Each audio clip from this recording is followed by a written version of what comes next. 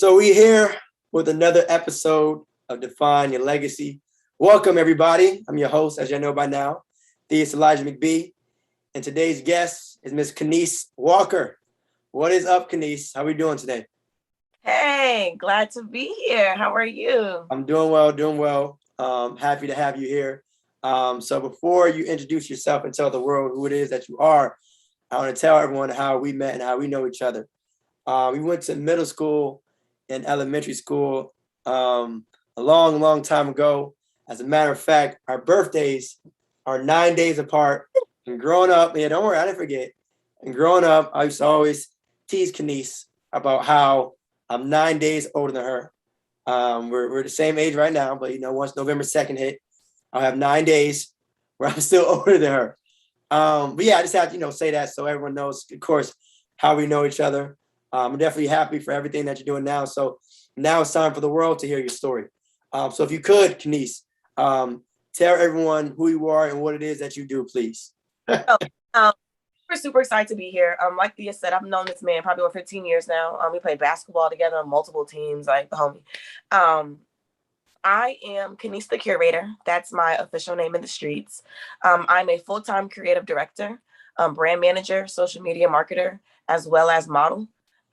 Basically, my full-time job is I create high-quality marketing materials for Black businesses and brands with low and minimum stress. So basically, my clients are able to just show up and have high-quality marketing materials for their website, for their social media, for their business cards, or whatever means or format of um, business literature or business or whatever that they're trying to do. Then on top of that, I started doing social media managing and brand managing, which means since social media has really taken off in a business aspect, a lot of companies have started to make a lot of money on Instagram. And so I am a social media manager where for example, caption writing, creating aesthetics, increasing engagement, increasing followers, and then turning that engagement into sales and bookings. We've seen places like McDonald's give a crap about, really care about like Instagram and stuff like that now. And everyone's like, why? Because they're starting to see that power, that social media power, that clout, that trendiness. And so with that, a lot of businesses, specifically young entrepreneurs, to be honest, have seen a lot of increase through just social media. So taking that and being an expert in that and helping other businesses and Black brands, that's kind of like literally all I do. So I've started this in Memphis. I have 2 apartments. I live in Nashville and Atlanta. So basically, throughout the Mid-South, I run over 12 brands. Some of them are like Pretty Girls Get Waxed. They range from beauty to restaurants. I brand manage like 3 restaurants, to boutiques, to models, actual entities. I brand manage actresses, models, basically anybody that wants to take their brand to the next level that I feel that I'm competent in helping them with. I basically just kind of help them establish a brand identity and then filter that brand through all aspects of their brand to be able to achieve the goals that they want in a systematic and in a very clean cut way. Thea, tell me, you know this. I wasn't a creative growing up. I didn't model. I didn't do photo shoots. I played basketball. I was an athlete, and I was smart. Really, we were intellectuals, Thea, as well. We were really, really big just on being smart. It really was our moms. But I kind of take an intellectual approach to creating. I create a systematic approach to these young people who have these crazy ideas and they're all over the place, and I make it systematic for them and organizational so they're able to be full time. I've helped a lot of photographers, makeup artists, models become full time like myself, and be able to live their lives the way they want to. So long story short, that's me. No, that was perfect. So I mean, we can just dive right into that though. Question that I had off rip was, how is it balancing different brands that might be in different industries, if you will? Oh, difficult. So research is a really big thing. Research, I do a lot of research on not only like past marketing, but then what's also current within the marketing field of that sector. And I just have to kind of like compartmentalize. Um, that can be difficult. It can also be difficult switching from like beauty and then to like restaurant. Mm. But more so just kind of having, so when I say keep it compartmentalized, like I have like almost like profiles, if you will, for each of my accounts. And I have like laid out like, all right, this account, this is their personality. Boom, boom, boom, boom, boom. This account, this personality. So even if I get a little foggy, I can just go back to that little template or that profile and be able to be like, bet, oh, okay. So kind of go systematic thing, you know what I'm saying? Like helping people be systematic and it be like concise. Like you're not just like right. You're not everywhere. So would you say that like in terms of the marketing, do you ever change your approach depending on who like the client is? Yeah. Well, so I change my approach all the time, because social media algorithm changes all the time. Like past year since Corona, we've seen a whole different change with algorithm. But yeah, so in that respect, yes. And then also, yes, in the respect of different clients need different things. Like I have some clients that are more hands-on. I have some clients that are not as hands-on. I have some clients that have more education or more knowledge. Some have less knowledge, right?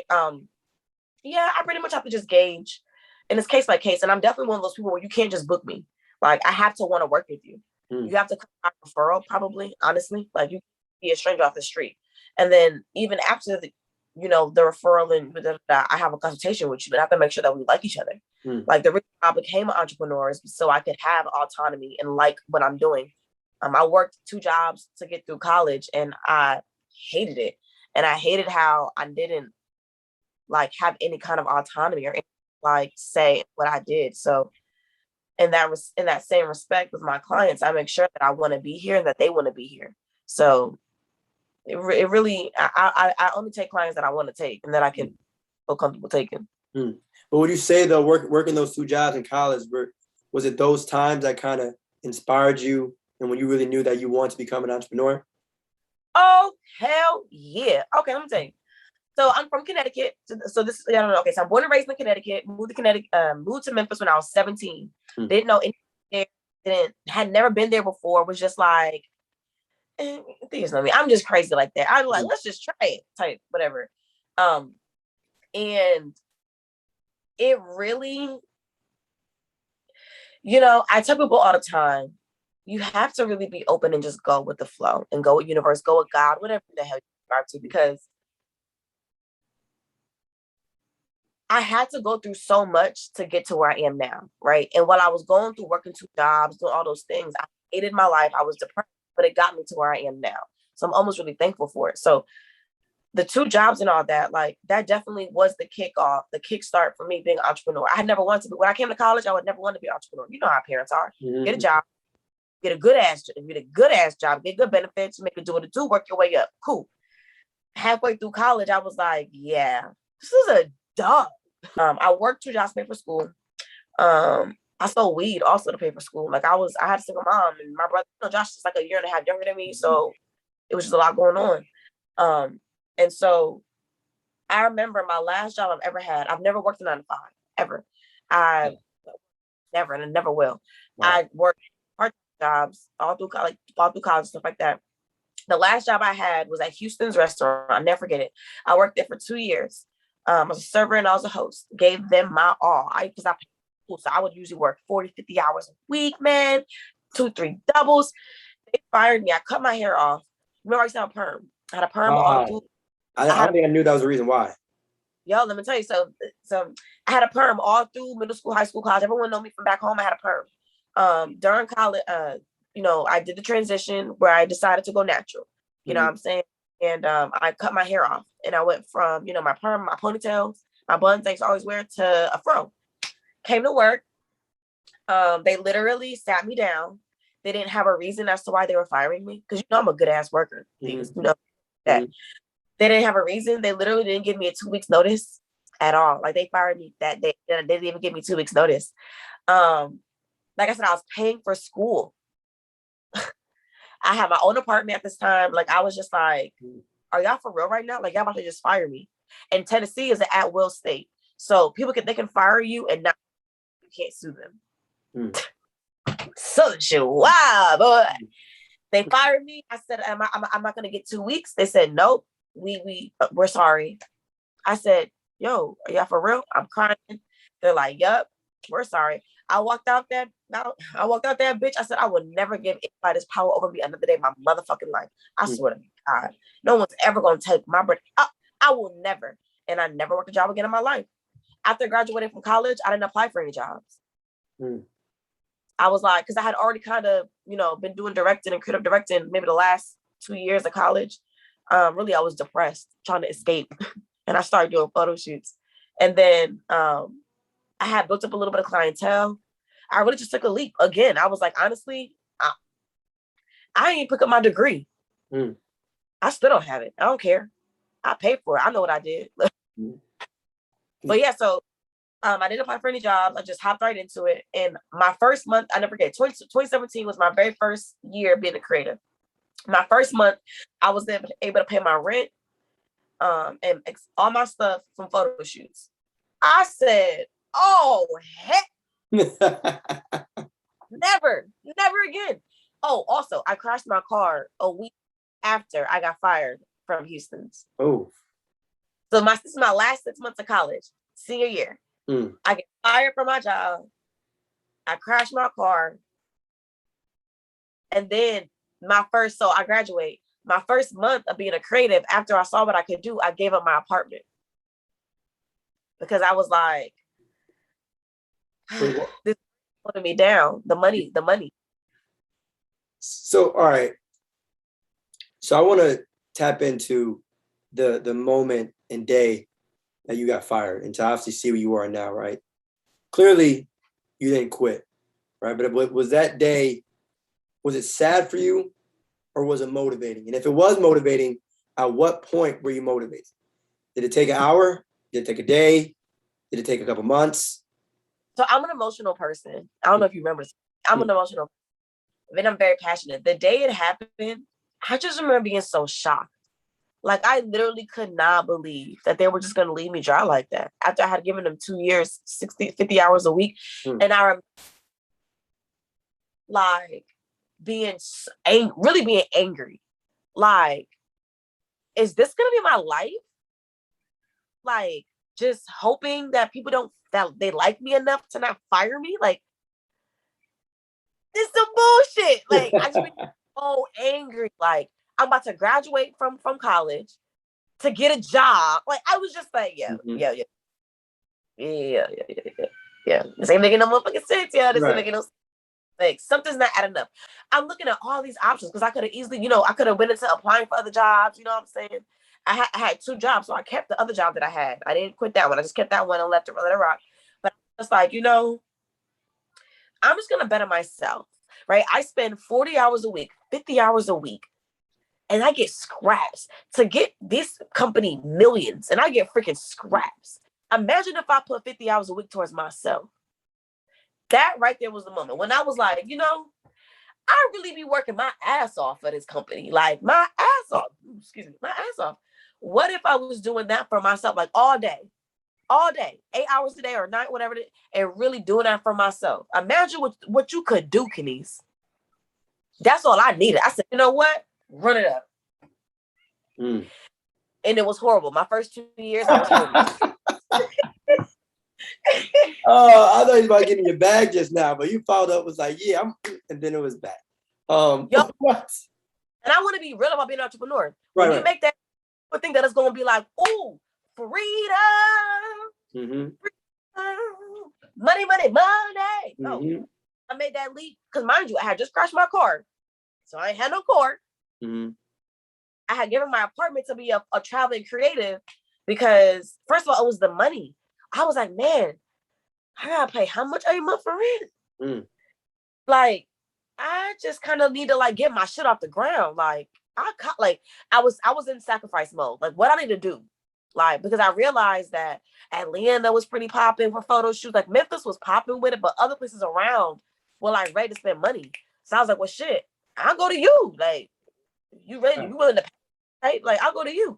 And so it started me traveling a lot. And then I was like, wow, I have this expenses of my rent and I'm not even really home. Like, I made another leap. So it really was a lot of leaps, a lot of fucking leaps.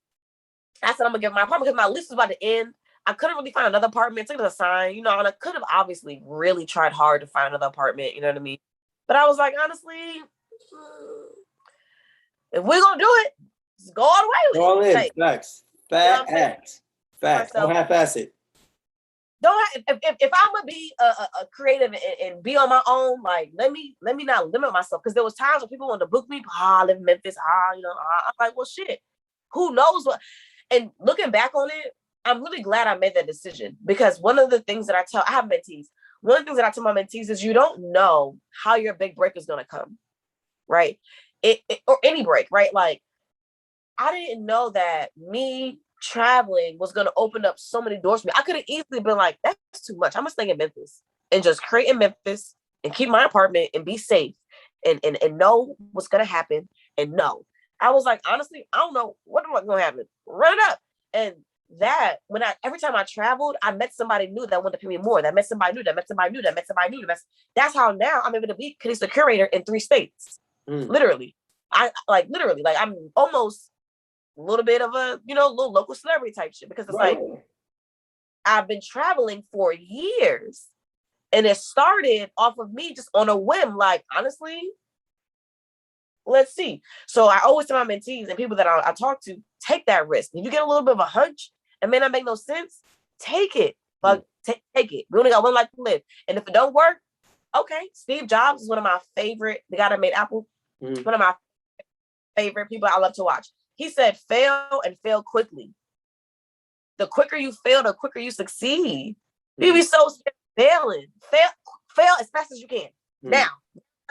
Fail. Now. Do all of it. All the mishaps.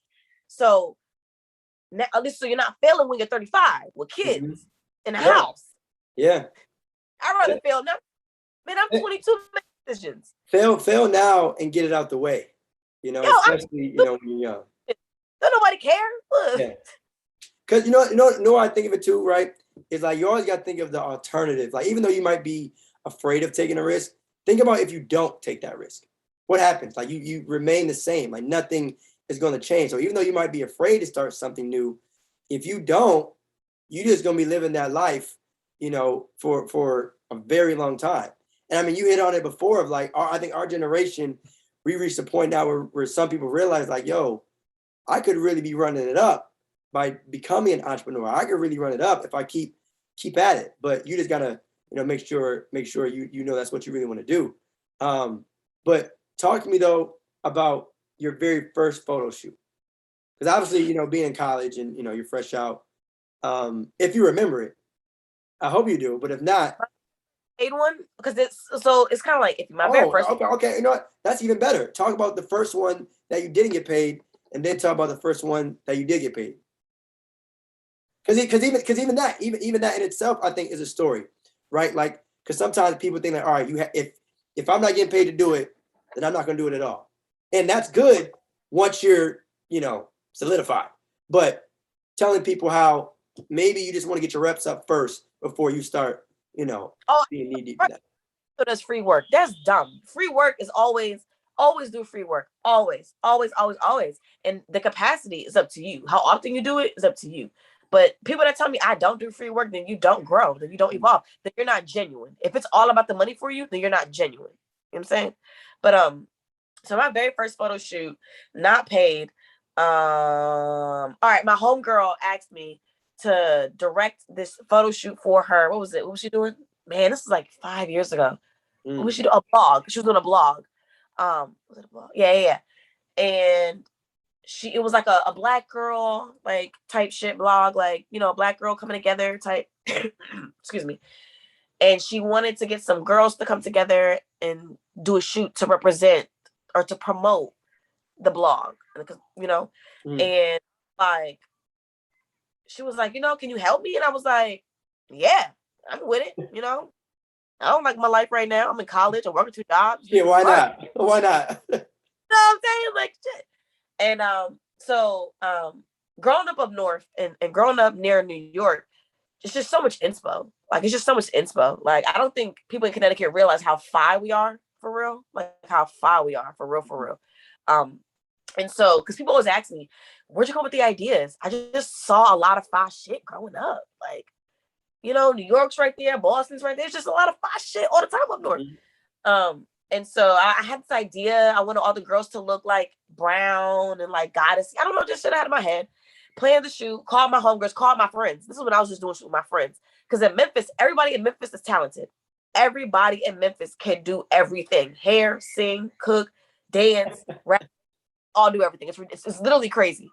That's why I got my start there, because there were so many talented people. I said, okay, I got a best friend to do makeup, a best friend that can sing her ass off, a homegirl that can do hair. Okay, guys, let's do something. You know how me and you are. We're just natural leaders. We like, Facts. I'm just saying, guys. So College, yeah. I have a whole lot of homegirls that was real cute, that model, that could do their own makeup. Because at this time, so all of my photo shoots now, I find a makeup artist. I put together the whole nine. But back then, I didn't have no makeup artist. I ain't had her. So I was like, what girls I know that could do their own makeup? What girls I know that could put, get it together? I told them all to wear shades of nude. Everybody wear a shade of nude, shade of brown. Went to the shoot, and I didn't know what I was doing. There's maybe like 6 girls. Group shoots a little bit different than by themselves, which I know now. Back then I didn't know. Yeah. I put them in and we did the shoot. I was wearing jeans. My hair wasn't done. It was just, and that shoot went viral back then. It didn't go viral, but back then, right. Everybody was with it. And that's kind of what really got my start. People was like, I want you to do one for me. I want you to do it for me. Now, my first paid photo shoot was a hair photo shoot by K Doll Extensions. Never forget it. I think I got paid $200, some dumb shit, for probably like $1,000 project or some shit. Really like 150, I think I got paid. It was they did as a hair extend, like wigs, you know what I'm saying? I got 4 models. I got my makeup artist, C Styles.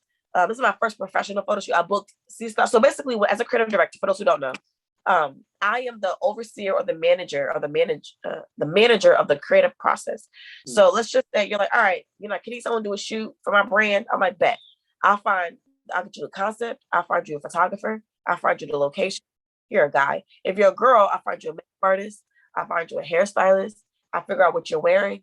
So for example, you're a guy. Sometimes with guys, it's not the best example. I'll use a girl. Let's say, yeah, go ahead. That's fine. Yeah, this is your mom. Let's say your mom's about to start like a consulting business, because I know she's good at talking, a consulting business, right? I would tell her what to wear. I would be like, you should wear, your logo is green and white. So we're going to have you in, white button down with a green cardigan and jeans with this color background, because these colors complement each other. And this is more appealing to the eye in this sector. And this is more appealing to the eye for this audience. Like literally, I plan it all out for you. I put it into a mood board, send you the clothes and everything. You just pay for everything. Like literally, you just pay. You show up, boom, it's lit. So for the shoot, I got the models. I booked the makeup artist. I booked the hair looks. I came up with the idea. The idea I came up with was like it was about hair, so everything was about wind. I just had a lot of wind. Excuse me. And that's kind of the big thing about me being a creative director is I do everything over the top. All of my shoots are over the top. Nobody's shoots look like my shoots at all. Like, and that's the differentiating factor as me as the creative, and that's why I've been full time for 4 years. And can't nobody stop me. No, because I take it to that next level. I say, this is my rule. Anything you wear in regular life, we would not do in a shoot type shit. So it's like, yeah. So that was my first shoot. We started at 6 a.m., probably ended at like 3 p.m. They made a billboard. My first shoot was on a billboard. That was cool. Wow. Yeah. First shoot was on a billboard? That's tough. I've had a couple since, but yeah. Wait, I mean, but that was your first one. Yeah, it was like, so that's, and when things are for you, God, spirit, whatever you subscribe to will give you signs that it's for you. Stuff like that. I was like, okay. Because mind you, I was homeless my first 2 years of being a creative. So why is this happening? I'm like, I'm doing dope shit, but I'm not even really realizing it's dope because I ain't got no money. I ain't got no house. I ain't got no car. Right. So seeing a billboard and stuff like that, I was just like, okay, whoo, you're in the right spot. Hey. But so being homeless during those times and not having a car, what made you decide to not be comfortable, if you will? Because even though that might sound obvious, right, it still took a level of confidence and perseverance to keep going. knowing that people really thought that I couldn't do it. Like, even hearing things like, you're not about to try to get a job? You don't have a job. Yes, I do. I'm a creative director. Like, I wanted to so bad to make this. Okay. This is actually a better answer. To prove my mind wrong, yeah, but I wanted so bad to live a life that I liked. I wanted to wake up in the morning and really feel good about myself. Like, excited. Like, yo, what we doing today? I wanted to go to sleep and feel good. A lot of our parents, this is what they don't talk about right here. A lot of our parents don't like their lives, don't like what they're doing. A lot of our peers don't like their lives, hate them, hate it. And I was just like, I just don't think that has to be my reality. And if I have to sleep outside, if I have to be homeless, whatever, to live a life that I freaking like and I'm proud of, then I'll do that. So my kids can know that they can live a life that they're proud of. As Black people, we just accept we just take it. Okay.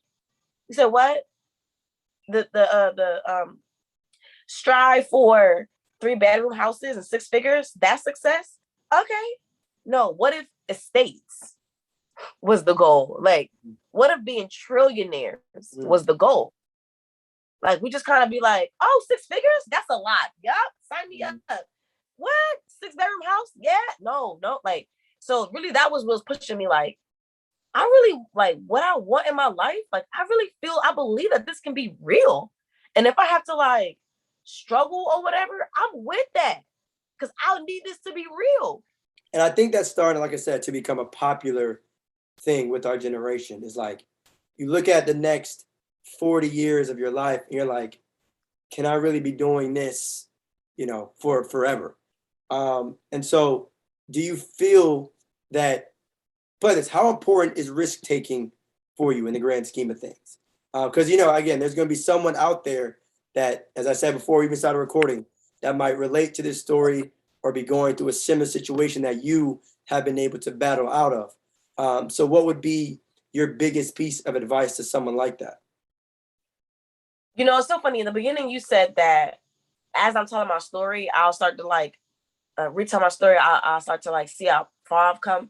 And more than anything, what I've noticed is how many damn risks I've taken. Like, I'm just like, well, damn, that was a risk. Yeah, that was a risk too. I cannot stress enough how important risk taking is. Like, so I have my last big risk I took was I have 2 apartments. I live in Nashville and I live in Atlanta. So, all right, this is the part that everybody like. So I've worked with a couple celebrities. I worked with Keniece, Karen Civil, Nicole Parker. I've been in Huffington magazine. I've been on live TV. And like, when stuff like that happens, you really just be like, damn, how was this possible?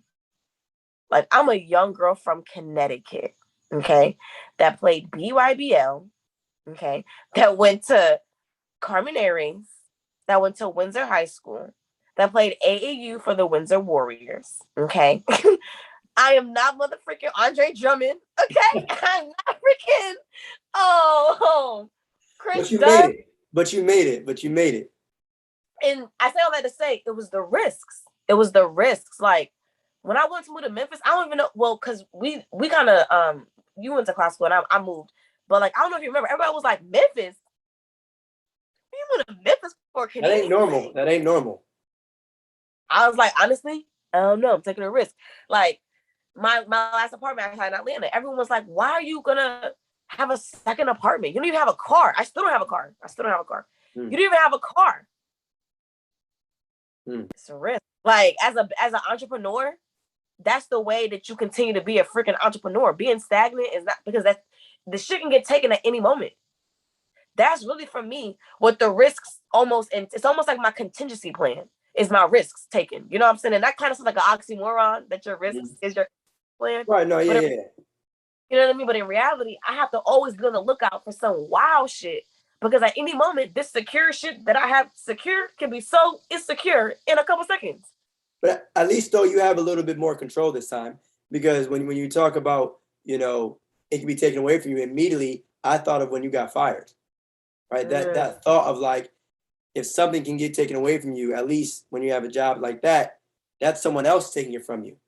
But I feel like when Okay. you're an entrepreneur, unless you make a dumbass decision, it's more so just balancing. But at least again, this time you have more control over, or a little bit more control over how things kind of play out, right? I'm scared. Like if things F up in my business, not granted, like sometimes it's like, wild. Like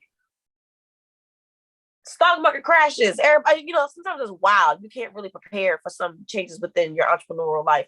But a lot of times you can see it coming. Like, you know what I mean? Like as an entrepreneur, like if there's gonna be a really big change or detriment, like I probably had a couple months to prepare for this versus when my job is fired, quit, figure it out, whole another job. Like, so take a risk.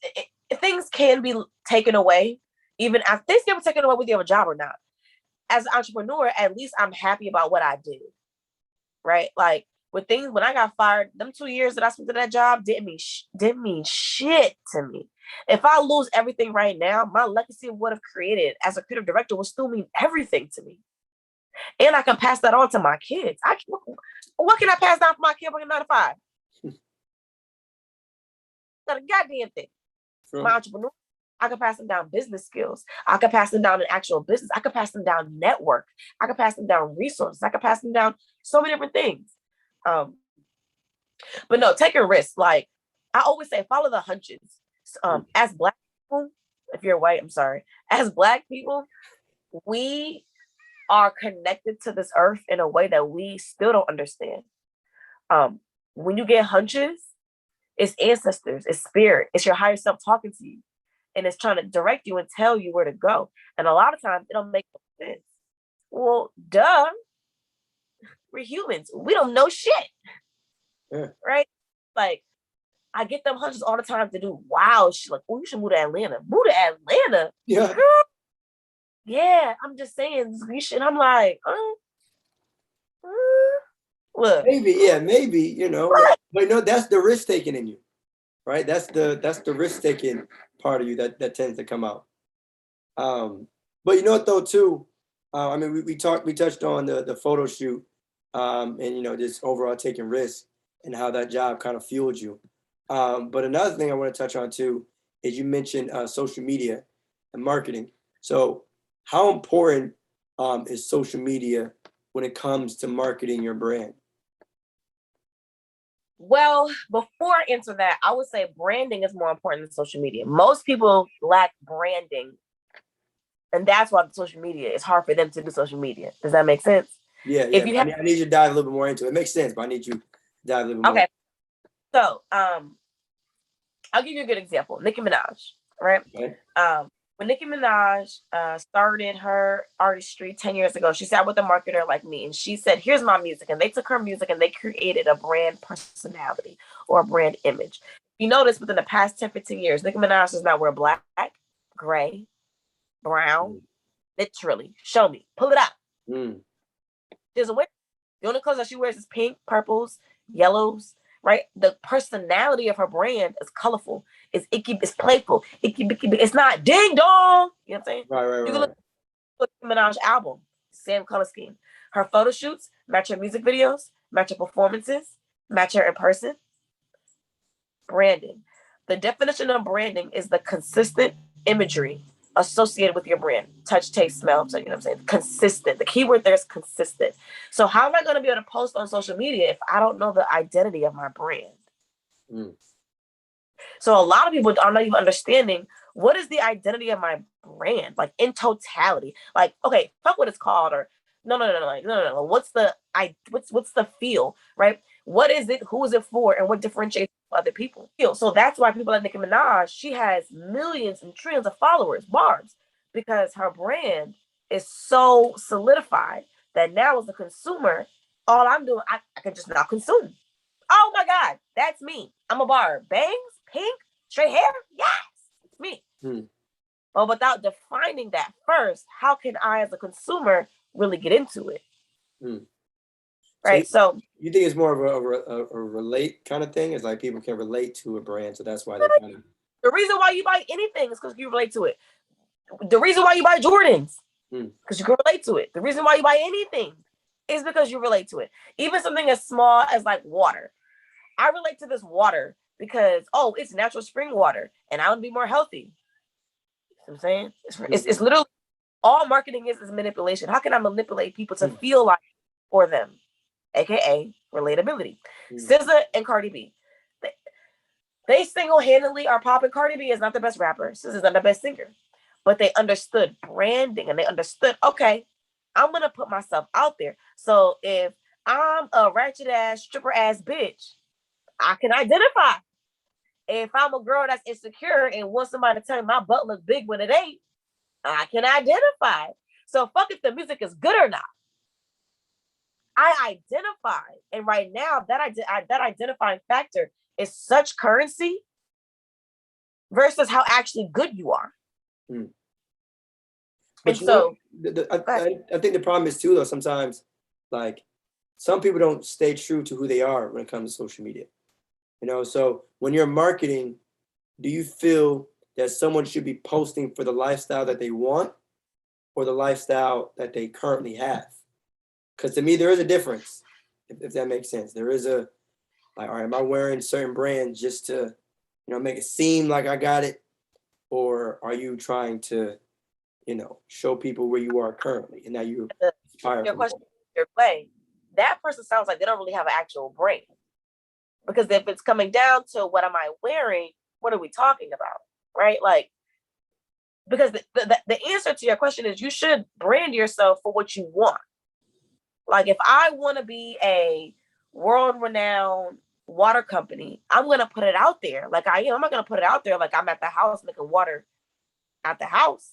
I'm going to put it out there like I'm a world-renowned water company because that's marketing. Right. But if you're actually, because that's an actual goal, like I have an actual brand and an actual business that I'm genuinely, but what you're talking about is people who like don't have brands and like try to put it out there that they kind of sort of do. And then they kind of start perpetrating. And it's like, well, what are we selling? You got something to sell?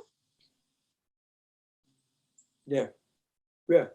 And I mean, even in terms of branding too, shout out to Brittany. She was on the Brittany Van Allen. She was on the show too, and I think she said, people don't really buy products. People buy people. I mean, you touched on it before, like people buy personality. And I mean, so how much does a person's personality come into play when you consider marketing through social media? As much as you wanted to, if you, because it's like some people don't have personality like that. So if you don't, then I wouldn't make that your defining factor, right? Maybe your defining factor could be like your creativity for your product or something like that, right? Yeah, you rely on your strengths. Rely on your strengths. But if personality is one of your strengths, SZA, I mean, not SZA, Cardi B is not a good rapper like that, y'all. We like. No, she has some bars. No, she has some bars. She had, I mean, ghostwriter. That's what she has. Oh, come on now. So I'm in the. I tell you, she got a ghostwriter. I tell you what she has. We like her. That's why she's popular. We like her. We like her. We don't give a fuck about it's stuff. We don't. We like her. Damn. We like who she is. We like everything about her.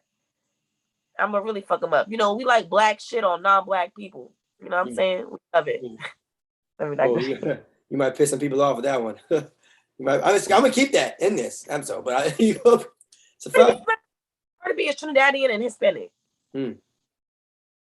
But even that though, that is a part of social media and marketing and branding, and just the idea of like people fall in love with the personality. People fall in love with this vision and you know with that other people have. So I would say too, like when you have your consultations with your clients beforehand, do you feel, or is it usually that they're struggling with their social media presence, or they're just trying to get started with their social media presence? I get the ones that are struggling with it, and I get the ones that are just getting started. Honestly, I get people right now, because since there's such an influx of entrepreneurism, everybody right now is trying to be a motherfucking entrepreneur. And so I get both. I get a lot. And there's some times I tell people, I don't think you need to have a brand, sweetie. It don't seem like you got a good idea. If you can't tell me, and this is the question that always gets people all the time. This is how I start off all my conversations. I always say to them, Black people, we are spoiled and coddled when it comes to business. Spoiled and coddled. We feel like you should just buy it because it's me. And I should have to prove to you. What prove to you? If I gotta do all that, you shouldn't buy it. Dumb, dumb, dumb, dumb, dumb, dumb, dumb, dumb. But one of the things that I've been telling them is like, as an entrepreneur, like you need to be able to tell me if there's two hair companies, both fire, both do the same thing, both got great customer service. Because they'll say, I'll say, what's the difference between you and her? Oh, well, I got great. Okay, both got that. Both got fashion. Both got it's the same shit. Why would I book you or buy from you instead of her? Why? You got to figure out what makes you unique. What makes you unique? And they just be like, I mean, I don't know. Right. If you can't tell me why I need to buy your product for somebody else, you shouldn't have one. Damn. Again, you're going to piss a lot of people off with this episode. But again, these are things that people need to hear. They might not want to hear. That's what I always do. Because we're spoiled and we're called as Black businesses, as Black people. We really want someone to really give us something with business. And that's not what it's about. You got to earn it. When you go to McDonald's, first of all, it takes 20 touch points to make a sale worth anything. 20. You got to do that bitch 20 times at least. You know what? For everyone that gets mad at what I just said, I'm going to make this real clear for y'all right here, right now, this example. Think about your least expensive product or service that you have. Let's just say it's $10 because it probably isn't. Most of y'all selling stuff overpricing it for what it really costs. But let's just say $10. McDonald's most cheapest, inexpensive product is $1. Okay, $1. For this product, let's just say it was the fryer sandwich. For this product, we get fire-ass customer service. We get fire-ass packaging. Sometimes we get free shit with this thing. We may get a toy. We get in all of this stuff. And all I could just come in there and spend $1. Now, why? McDonald's, the biggest brand of all. Why would you do all of that? And your least product is $1? Because they understand. If I get one person to spend $1, I can get 10,000 people to spend $1. And this one person don't gotta spend this $1 here. They can spend it at Burger King. They can spend it at Wendy's. Hell, they don't gotta spend it at all. So I'm gonna do whatever it takes to make this motherfucker spend $1 up in this joint, because I understand that capacity or that return or what that can turn into. So if McDonald's is willing to do all of that for $1 product, what are you doing for your $10, $20, $50, $40 product that you got? So that's low-key a bar. I never really thought of it like that. If you can reel them in. When you tell them you're gonna be selling them, okay, well, let's just really talk about the stuff that we buy on the database and how much they put into why we buy it. Yeah. And that's simple economics and pricing. When you talk about if you can get one person to buy $1 product, if you get 10,000 people to do it, then all right, cool. Right? Like not everything has to be overpriced. And you hit around the head with that. That's a good example though. It's not working because you overpricing and then you underselling. You're overpricing your products and then you're not even marketing for real. You don't have no brand personality, as I just went over. You don't got no social media presence. And then it's overpriced. All right, Black people. But at what point does providing value take a priority over making money? Or does it?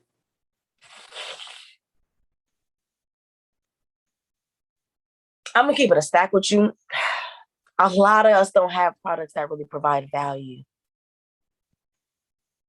Let's just keep it a stack. We're selling. Come on, guys. But the reason why I'm so hard ass about it is because in 5 years, when you spent so much money buying in bulk these clothes that nobody is buying, in 5, 6 years, when you get in your basement, when you got hundreds of clothes and samples and labels and packaging, I'm not gonna be so mean anymore. It's gonna be like, well, she did say. Yeah, I mean, it's something to think about. in terms of like how people approach their own business and stuff like that. I mean, it's just crazy. Like I said, but I mean, I'm sure you see it all the time. As someone who works in social media so often, you see like, damn, people really charging X amount for a product that might not be worth X amount. Bro, like in the clothes industry, you see it a lot. A lot. People stamping something on something, selling $50. I seen this person selling sunglasses for like $80. And I know he bought them Jones for $5 a piece. But you know what though, let me stop right there, right? Because my thing is, right, if people are buying it, all right, if you get a product for $5, you turn around and sell it for 80. If people are buying it, hey, at that point it's just business. At that point, you're just a hustler. Right? I'm not. That I actually want your opinion on. This is a good financial conversation. I don't believe in the exploitation of people. That's capitalism. I don't believe in the exploitation of people for my personal good. Just because you will buy it, I don't believe in this. So I definitely believe that as a Black community, we need to implement some more socialist or some socialist-esque business tactics. Why are we overpricing each other when we're all broke? But it's just hard to sell someone to lower their price if people are buying it. Now, I'm not doing that. Like, I'm not a person that will charge a crazy fee, but that's because we haven't really defined what's really happening. Capitalism is literally a lot of exploitation. Why am I taking more from you than I know that you have? And the reason why it becomes a big deal, now you know this has always been a big part of me. I'm big on community. I'm big on stuff like that. Like, you're gonna say Black Lives Matter, right? Black Lives Matter, but I'm gonna overcharge you. Oxymoron. I'm for the community. Protect and respect Black queens. I love my Black men. Black kids are the future, but I'm gonna overcharge all of y'all. Knowingly. It's an evil world we live in. I mean, there's two sides to it, and I'm not even trying to be like an asshole or just play devil's advocate, but for the sake of the conversation, it's just the world we live in now. Like this. We talked about people buying people and buying personalities. That also can be a bad thing, because then if you see someone selling a product that you think is a billionaire, you see someone selling a product now that, like, oh my goodness, I have to invest in this person, you're gonna pay it, right? Because at the end of the day, customers dictate price. Right? You can just say as the owner, not customers do. Do you think we could implement integrity into the financial sphere, specifically in the Black community? I think we could. It's a matter of if we will or not. Because if you really have that conversation, I don't think it's a capitalism thing. I think it's a personal choice from a customer standpoint. Don't spend your money on things that you can't afford and / don't need. Well, it becomes a capitalist thing because we've been taught by a capitalist society to think that it's normal. I'm trying to say, like, a lot of people don't even understand that, like, the way that I think was been literally taught, like, fed through media, through mass consumption and mass consumer, like, you know what I'm saying? So it's like a lot of people, they're buying it because they're brainwashed. So it's like, if we take an intentional stance to be like, maybe we're going to change this. And I actually think it's something that I've been talking to a lot of my financial people about, and it's coming up now. So I'm actually really excited. It's happening. But like, I really want to start to talk about that conversation with finance and finance as we increase financial literacy, as we increase in wealth. Can we increase with integrity as well? Because what we're going to start to see happening is sellouts for money, right? And it's like that really helped the Black community. Can finance, if we're going to be teaching finance to Black people, then we also need to be teaching how to. You see what I'm saying? Like, I mean, it's a slippery slope. Yeah, I hear you. There has to be some sort of integrity in there. Because now we got rich ass Black people who are still traumatized, who are still, come on now. And now, if you're exploiting me now, imagine how you're gonna be exploiting me when you got millions. Come on now. Human trafficking is one of the biggest issues in the world.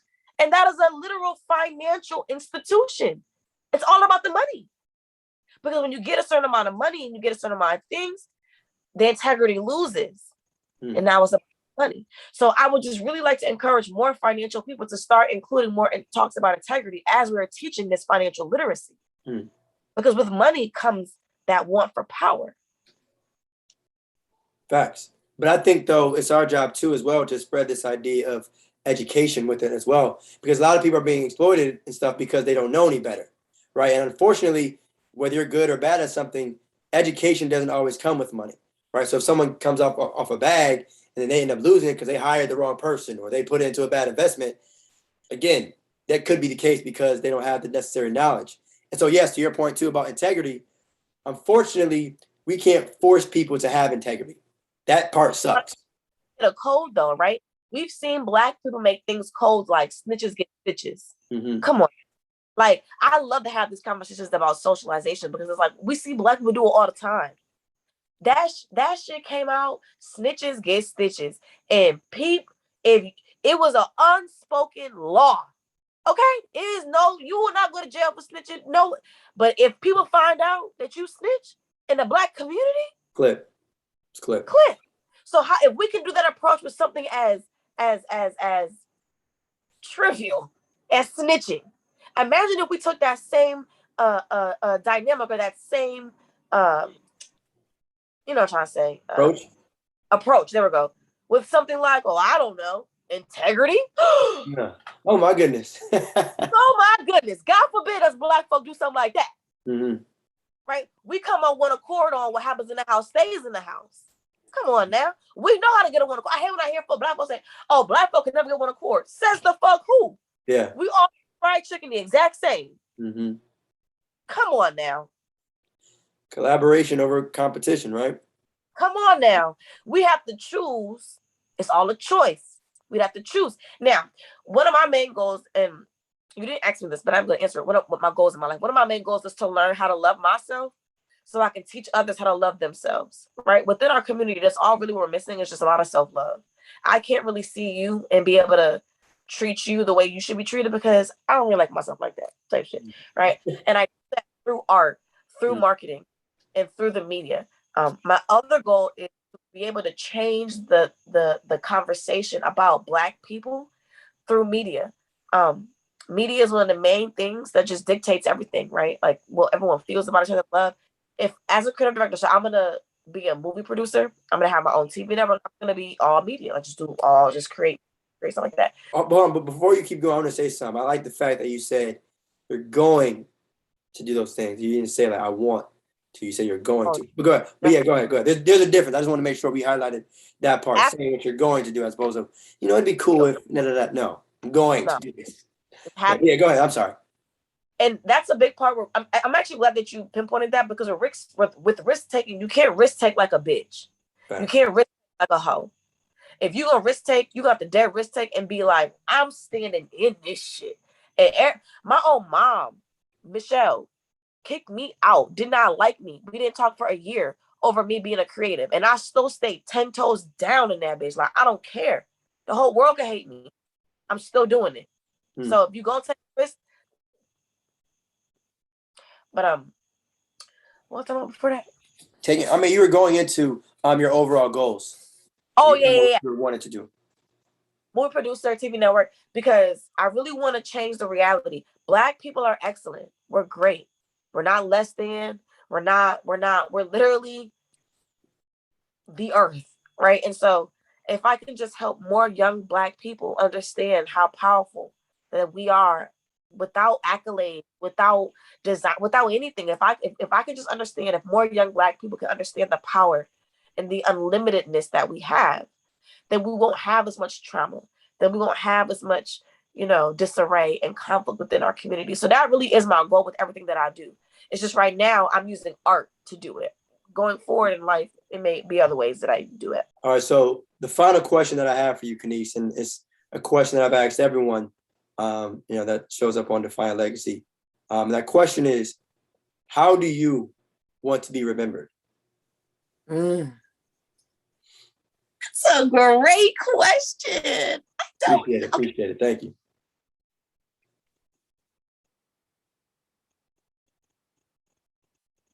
Okay. Hold on.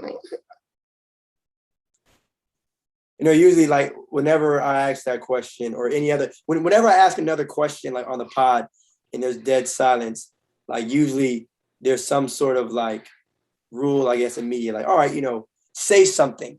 That way there's an interact, help them out. But that's the one question I don't ever, nope, yeah, you gotta figure that out yourself. I'm gonna let you brainstorm, think. How do you, Miss Keniece Walker, want to be remembered?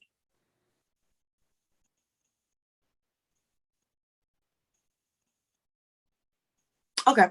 And I'm really working on, because you've known me for a long time, I talk fast. I'm really working on taking my time and like thinking before I speak and stuff like that. So that's really why I also paused, because I know the answer, but I just want to make sure. Right. I got you. First of all, I want to be remembered as one of the most influential women of my generation, period.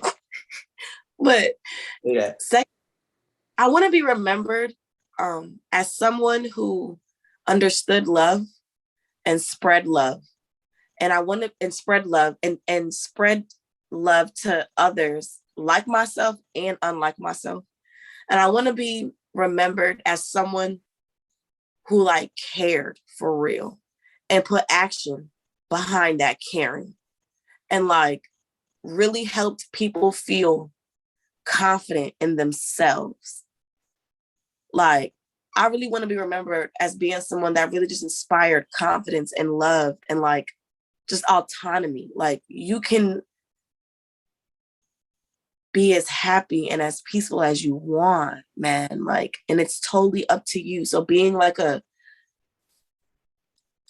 voice or a beacon of just like complete confidence and freedom and love. Yeah, because the more older I get, I realize that I'm like a hippie. I'm really like a real free spirit, really like, and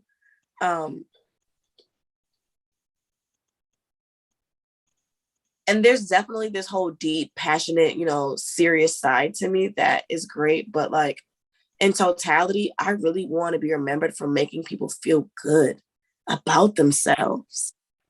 Like, I don't think we have a lot of people that, slay and, are fire. And, we have a lot of athletes that make people go, all that. But like, no, I want people to make them feel good about them. We have a lot of people that we feel good about them. Like, we feel good about LeBron. We feel good about Beyonce. Like, we feel good about them. Like, that, their legacy is we feel good about them. See what I'm saying? Right. I want people to remember me and like feel good about themselves.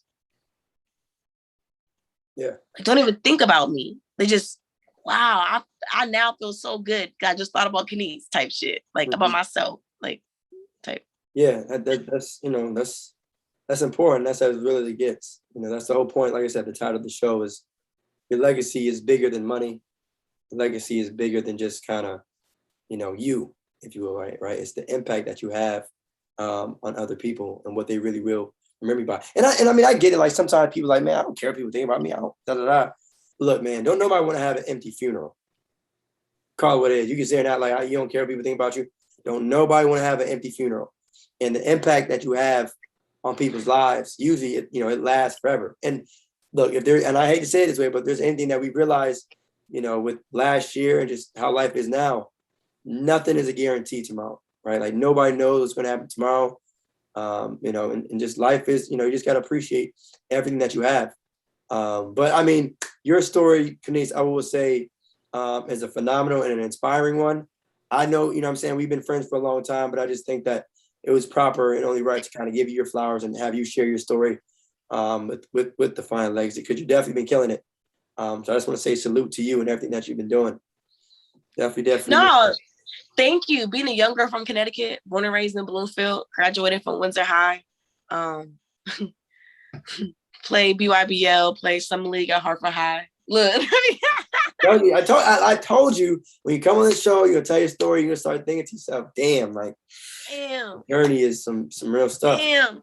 No, but for real though, like I'm honored to be on this show. Theus, what you're doing is really, really great. I love the fact that you're giving voice to us young people who are really trying or doing what we want to do.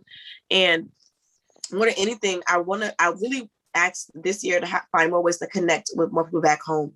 I really been wanting to talk to more people back home from Connecticut, to let them know that the love is still there 1,000%. Like everything I'm doing, honestly, is for Connecticut and for people back home to like really be able to like live out their dreams and be happy and stuff like that. I'm a Connecticut girl always. Young CT. Yeah. Period. Yeah. So if you could, Keniece, just drop your social media / where people can contact you if they want to reach out. You know. Yeah. So yeah. So I ain't gonna lie. Whenever I talk about my social media, they be like, "Oh, you famous." I follow back. I'm not bougie. I just do good social media marketing. My Instagram is at Keniece. Keniece with 3 E's at the end. Yeah, that's pretty much it. It's just Keniece. That's where you find me. For sure. So yeah, is there any final words you want to leave our Defiant Legacy audience with? I do want to say to everybody that's watching, for real, understand the power that you have, and don't let anybody tell you that what you think of yourself is not true.